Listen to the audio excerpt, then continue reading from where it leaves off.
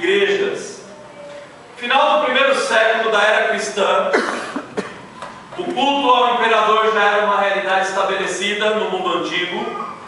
A igreja, ela sofre perseguição e oposição e se nega a prestar culto ao imperador. A perseguição levou as igrejas daquela época, algumas delas, ao desânimo, à frieza, à falta de amor e à tolerância em relação ao erro. Muitos crentes naquela época estão sendo desafiados e estão sendo praticamente pelas circunstâncias empurrados para uma realidade de desânimo, de falta de estímulo, de apatia. O apóstolo João está velhinho, cabelinho branco, sem muitas forças, e na sua velhice ele ainda precisa experimentar o exílio, porque por causa do Evangelho ele é levado para a ilha de Pátimos. E lá na ilha de Pátimos, Deus lhe dá uma visão acerca das coisas concernentes ao fim. Talvez na nossa Bíblia um dos livros mais negligenciados hoje pela igreja seja o livro de Apocalipse. Por quê? Porque bem poucas pessoas o entendem. O livro de Apocalipse, ele é passível de 4 interpretações e nem todas as pessoas conseguem interagir com isso. E aí nós temos esse apóstolo João, o último apóstolo vivo. Todos os seus pares já haviam morrido. Ele está em Pátimos, ele está lá por causa do Evangelho de Jesus, e Deus concede a ele uma revelação acerca das coisas do fim. Não era uma revelação para trazer a ele conforto apenas, era uma revelação para que ele enviasse essa revelação às 7 igrejas. As 7 igrejas que no mundo da época eram as 7 igrejas da Ásia Menor, a saber, Éfeso, Esmirna, Pérgamo, Tiatira, Sardes, Filadélfia e Laodiceia. Hoje, a região do mundo em que existiram essas igrejas ainda é um lugar muito visitado. Porém, há uma realidade triste, porque onde no passado existiam essas 7 igrejas, o mundo agora é dominado pelo Islã. O islamismo dominou esse pedaço de terra, e no lugar dessas igrejas, agora o que você vai encontrar nesse lugar são mesquitas. Por quê? Porque esse pedaço de terra se tornou parte das conquistas da religião muçulmana. Pessoas se converteram ao islamismo, pessoas se converteram ao Islã, e agora então nesse lugar você não tem mais praticamente grande influência do cristianismo. Qual é o propósito do livro de Apocalipse? Estimular a submissão a Jesus Cristo, sua adoração, revelando sua transcendência divina, seu controle soberano sobre as igrejas e o seu triunfo final sobre a iniquidade. Agora, nós estamos hoje refletindo sobre a igreja de Laodiceia, capítulo 3, verso 14 ao verso de número 22. E é algo muito interessante para nós pensarmos acerca da cidade de Laodiceia.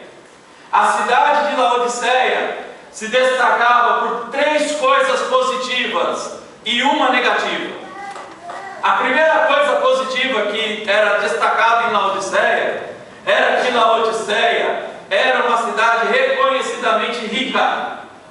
No ano 60 houve um terremoto e a cidade não precisou do dinheiro de Roma, do dinheiro do Império, para se reconstruir e se restabelecer. Havia um centro financeiro em Laodiceia, havia ali um centro comercial em Laodiceia. Laodiceia era uma cidade reconhecidamente no mundo antigo por ser uma cidade rica.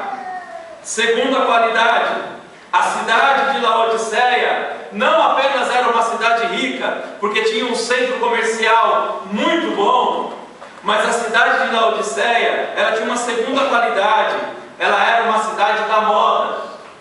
Por quê? Porque ali havia uma produção de tecido negro.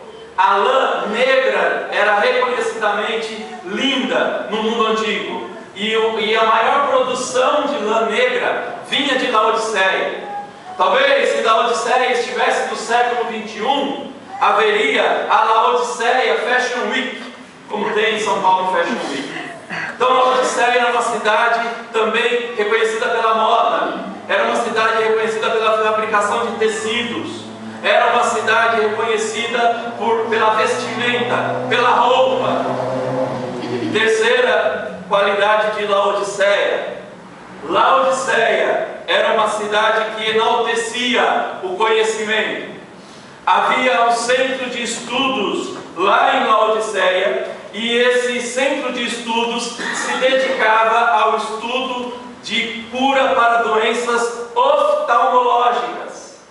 Havia um pó vindo da Frígia, que lá em Laodiceia era misturado com outros elementos, e se produzia um colírio lá em Laodiceia, nesse centro, e esse colírio, ele trazia cura e restauração para a visão de algumas pessoas. Então, positivamente, era uma cidade que era rica, era uma cidade que era uma cidade da moda, e era uma cidade que enaltecia o conhecimento. Era uma cidade que cultuava o conhecimento. Ora, hoje as pessoas praticamente vão atrás das mesmas coisas. As pessoas gostam de ter dinheiro, de se vestir bem e de desfrutar de boa saúde. Mesmo a igreja. Agora, havia um ponto negativo na cidade de Laodiceia. A água consumida em Laodiceia não era boa. Você reclama da Sabesp, do governo do Alckmin, que está deixando a gente passar uma seca aqui, mas se você vivesse lá em Laodiceia, a água lá não era boa. Sabe por quê? Porque havia um sistema de aqueduto que trazia de um lado água quente, do outro água fria, e a água bebida em Laodiceia era ruim e gente vomitava, porque era água morna. Quando você está ruim do fígado, quando você comeu um negócio que foi entalado aqui, toma um copo de água morna e você vai ver o que acontece. Volta tudo, limpa rápido. Haviam pessoas em Laodiceia que consumiam a água e vomitavam, passavam mal.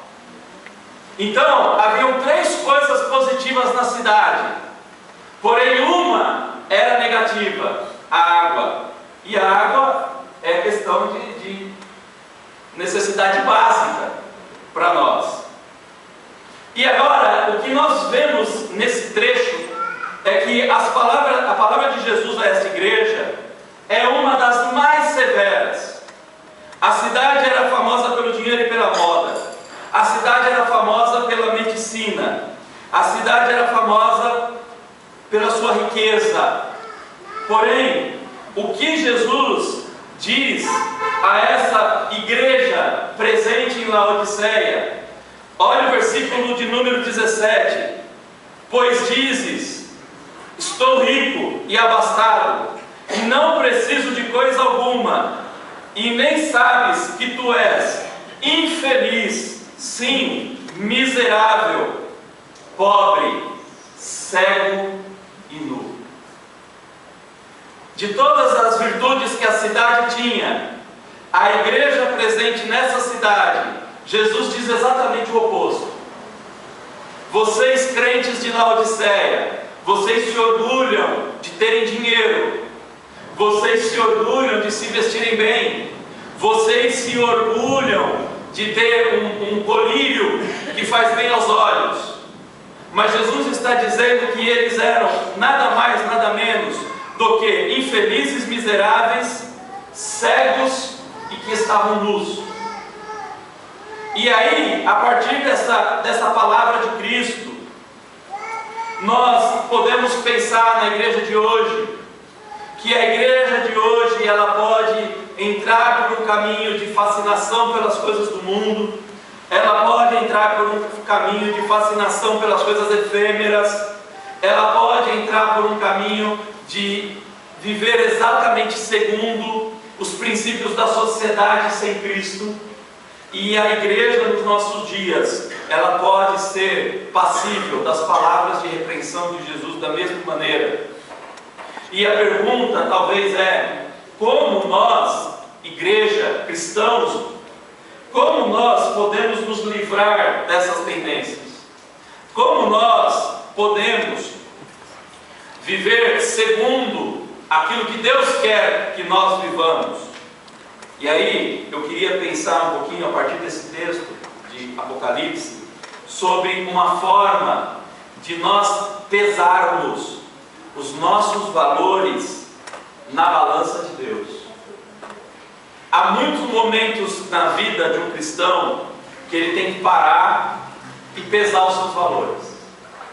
Há muitos momentos na trajetória de quem está seguindo a Jesus que o indivíduo tem que parar, olhar para trás e dizer: qual foi a minha caminhada até aqui? Há muitos momentos na nossa trajetória, na nossa caminhada, que nós temos que parar e avaliar o rumo que as coisas estão tomando. Porque não são raros os momentos em que você vai olhar para trás e você vai olhar para a trajetória da sua vida e você vai dizer assim: se a minha vida continuar do jeito que eu estou vivendo, a coisa não vai acabar bem. Aliás, o Novo Testamento fala de pessoas que naufragaram na fé. E eu creio que esse texto, para nós hoje, nos incentiva, nos encoraja a que pesemos os nossos valores. Onde?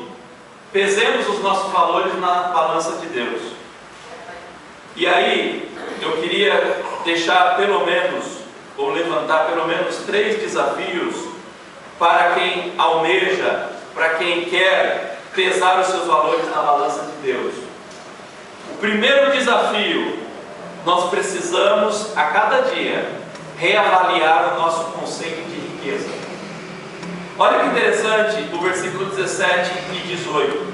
Pois dizes: estou rico e abastado, e não preciso de coisa alguma, e nem sabes que tu és infeliz, sim, miserável, pobre, cego e nu. Aconselho-te que de mim compres ouro refinado pelo fogo, para te enriqueceres. A primeira palavra de Jesus é: avalie, igreja de Laodiceia, avalie o que lhe é caro, pese os seus valores, porque você, igreja de Laodiceia, você é miserável, pobre. Reavalie o seu conceito de riqueza. A igreja dizia: estou rico, adquiri riquezas e não preciso de nada, sem reconhecer, porém, que era miserável, digna de compaixão, pobre, cega e que estava nua. Deus nos convida ao amor a Ele e não ao dinheiro. Por isso que nós precisamos reavaliar sempre o nosso conceito de riqueza. De quando em vez Deus nos permite passar por alguns apuros na vida, para que saibamos colocá-lo em primeiro lugar nas nossas vidas. Então, o primeiro desafio é: reavalie tudo que lhe é caro. O que é caro para você? Ah, pastor, o que é caro para mim é o meu carro. Olha, não admito um arranhão. Cuidado, cuidado. Fique de sobreaviso contra todo tipo de ganância. A vida de um homem não consiste na quantidade de seus bens. Olha, pastor, me é caro a minha conta bancária. Cuidado, fique de sobreaviso contra todo tipo de ganância. A vida de um homem não consiste na quantidade de seus bens. Palavras de Jesus. Então, o primeiro desafio: o que é caro para você? O que no teu coração vive tentando tomar o lugar de Deus? Porque há coisas na nossa vida que podem tentar tirar o lugar de Deus no nosso coração. Muitas coisas. Um ídolo não é apenas uma imagem para a qual alguém acende uma vela ou faz uma reza. Um ídolo é tudo aquilo que almeja o lugar de Deus no nosso coração. Nosso primeiro desafio é avaliar aquilo que nos é caro, avaliar o nosso conceito de riqueza. Segundo desafio, nós precisamos reavaliar o modo como nós temos vivido. Olha que interessante o verso 18: aconselho-te que de mim compres ouro refinado pelo fogo. A verdadeira riqueza está em Cristo, para te enriqueceres. Vestiduras brancas para te vestires, a fim de que não seja manifesta a vergonha da tua nudez. Compre roupas brancas e vista-se, para cobrir a sua vergonhosa nudez. Então, nós precisamos viver de forma digna do Evangelho. Nós precisamos avaliar a maneira como nós temos vivido. Por quê? Porque há uma maneira de se viver pela fé no Evangelho, há uma maneira de se viver de forma justa e piedosa no presente momento, e a igreja deve viver dessa maneira. E quando ela não vive, Carlos, o que acontece? Quando ela não vive, ela entra pelo cinismo do ateísmo prático. Ora, o que é o ateísmo prático? É crer que Deus existe, mas viver como se Deus não existisse. E não são poucos os que entraram por esse caminho. Se você for na sua faculdade, no seu trabalho, na sua vizinhança, e perguntar para as pessoas se elas acreditam em Deus, a maioria vai dizer que acredita. Mas olha para a vida delas, elas vivem como se Deus não existisse. Esse é o ateísmo prático, e que no Brasil é muito praticado, até mesmo em algumas igrejas. A igreja de Laodiceia vivia de forma transigente com o mundo, indiferente ao ser de Deus. Ela havia se tornado repulsiva a Cristo. Versículo de número 15 e versículo de número 16: conheço as tuas obras, que nem és frio nem quente. Quem dera fosses frio ou quente, assim porque és morno, e nem és quente nem frio, estou ao ponto de vomitar-te da minha boca. Por quê? Porque ela havia entrado no esquema do mundo e da sociedade. Era uma igreja que vivia de forma transigente com as coisas do mundo e havia se tornado repulsiva para Cristo. Cristo está dizendo à igreja de Laodiceia: eu estou ao ponto de vomitá-los da minha boca.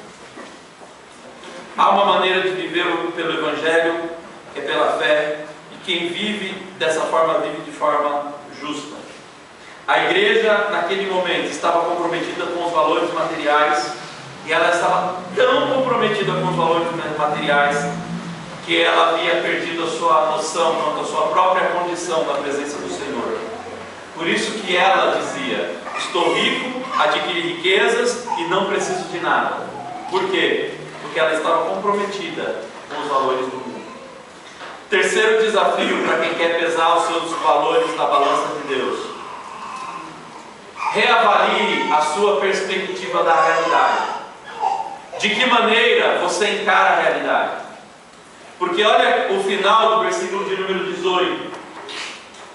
O texto, ele diz assim: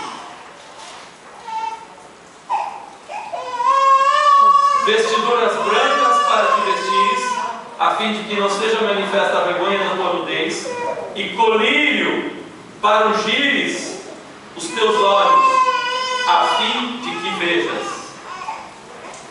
Uma cidade que era tão famosa pela produção do colírio e pela cura de doenças oftalmológicas, mas nessa cidade, ironicamente, havia uma igreja cega para a realidade do mundo espiritual. Nessa cidade havia uma igreja cega para a realidade dos valores do reino. Havia uma igreja cega em relação àquilo que Cristo queria dela.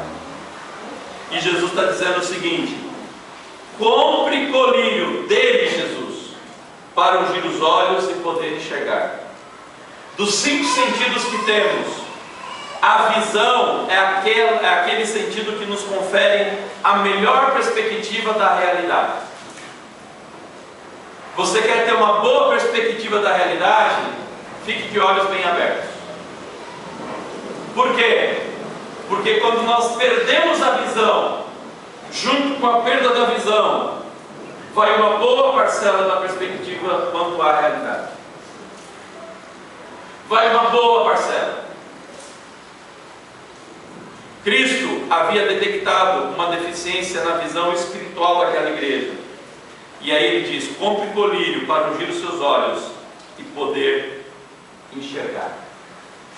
Por que a palavra de Cristo ela foi tão direta e ela foi de tamanha repreensão a essa igreja? A resposta se encontra no próprio texto. A resposta se encontra no versículo 19 e no versículo 20. Eu, palavras de Cristo, repreendo e disciplino a quantos amo. Sê, pois, zeloso e arrepende-te. Cristo amava a igreja de Laodiceia, e a sua palavra é uma palavra de confrontação, por causa do amor que ele tinha pela igreja. Por quê?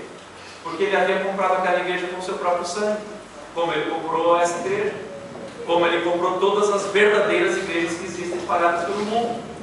Verdadeiras igrejas. Por quê? Porque existe igreja que não é igreja. Existe grupo, comunidade que você acha que é igreja, mas não é igreja. Aliás, um dia, pastor Rocha, nós podemos e devemos trazer uma série de estudos na igreja sobre o que distingue uma igreja verdadeira de uma igreja falsa. É um estudo interessantíssimo esse. Porque às vezes você está lá, passando na porta de um lugar, e você vê um estacionamento gigantesco. Vaga para 2.000 carros.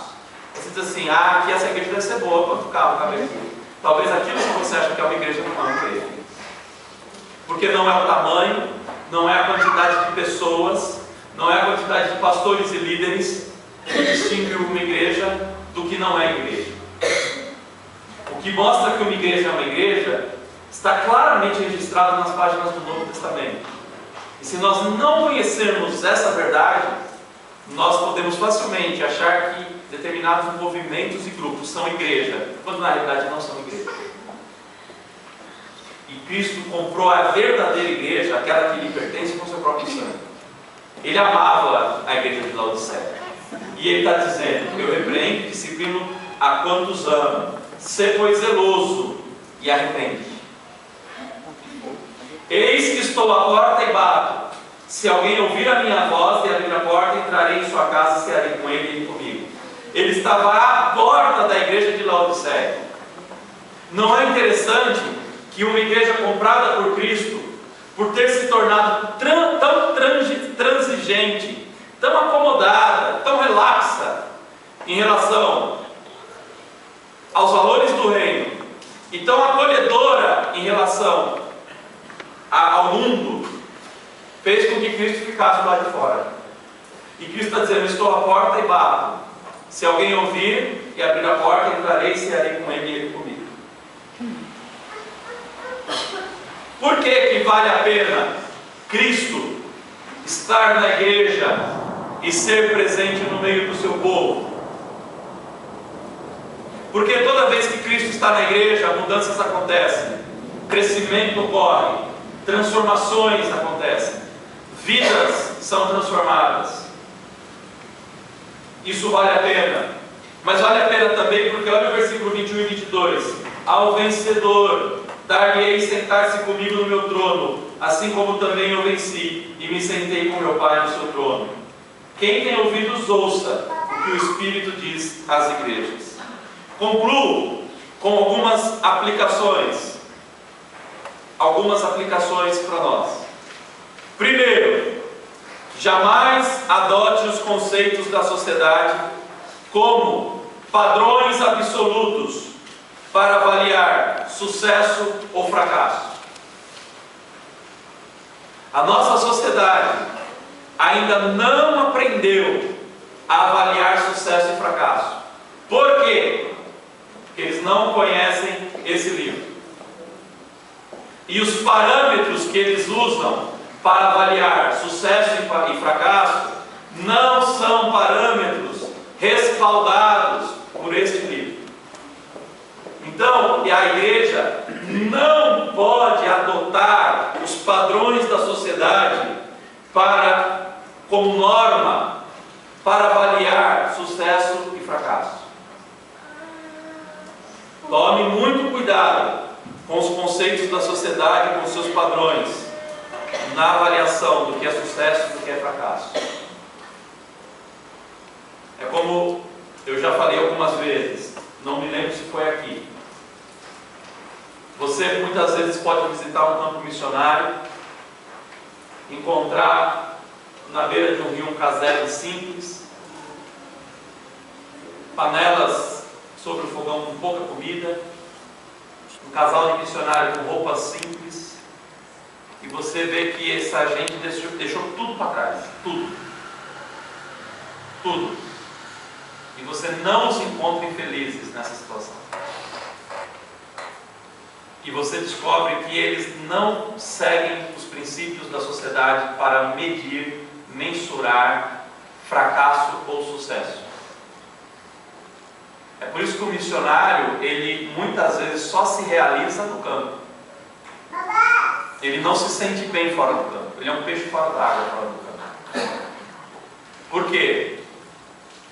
Dentre outras razões, além do chamado, há o fato de que ele não mede sucesso ou fracasso segundo os padrões do mundo, mas segundo os valores do reino de Deus. Segundo, o Evangelho nos convoca a reconsiderarmos a nossa existência à luz do fato de que é sim possível viver os seus princípios e valores, e somente os princípios e valores do Evangelho de Jesus garantem e conferem significado às nossas vidas. Eu me assusto com a quantidade de igrejas cheias de pessoas vazias. Esse é um fenômeno da nossa época, isso está se tornando assustador. Gente que não sabe o que é igreja, gente que não sabe se está na igreja, gente que não sabe o que é da vida porque é superficial, e gente que, quando acha que está na igreja, foi à igreja porque precisa buscar alguma coisa na sua vida. Igreja cheia de gente vazia. Eu me assusto muitas vezes com alguns fenômenos que existem na nossa sociedade do trânsito religioso dentro das igrejas. O camarada, ele está aqui, pastor Roque, aí ele sobe 3 meses. Aí um dia você encontra ele no mercado. Aí você fala assim: meu irmão, há 3 meses você sumiu. É porque outro dia o diácono não falou direito comigo, eu fui embora. Mas e agora? O que você está fazendo? Não, estou numa igreja super estruturada, tem tudo. Eu cheguei lá, eu não preciso trabalhar como eu trabalhava aqui na tua igreja, pastor Roque. Eu cheguei lá, eu sento e sou atendido, fazem tudo por mim. Isso me assusta. Por quê? Porque a grande Babilônia do Apocalipse negocia tudo, inclusive as almas dos homens. E tem muita igreja que olha para o membro e vê 2 coisas: mão de obra e dízimo, e nada mais do que isso. Isso me assusta. Mas ao mesmo tempo me mostra uma coisa muito verdadeira. Eu não tenho dúvida alguma que a cada segundo que passa, nós estamos mais próximos do arrebatamento da igreja. Não tenho dúvida quanto a isso. Não tenho dúvida. Terceira lição de casa: a pior situação que um indivíduo ou comunidade pode estar e vivenciar é quando esse indivíduo ou essa comunidade mantém-se blindada à presença de Cristo. Estar à porta das nossas vidas querendo entrar não é nem o lugar de honra e nem a morada permanente de Jesus. Você diz assim: rapaz, eu tenho falado há anos e anos do Evangelho a uma pessoa, e eu já até li Apocalipse para ela, falando que, a exemplo da igreja de Laodiceia, Cristo estava à porta da sua vida querendo entrar. Só que há uma segunda notícia além dessa: Cristo não vai passar a vida toda ali.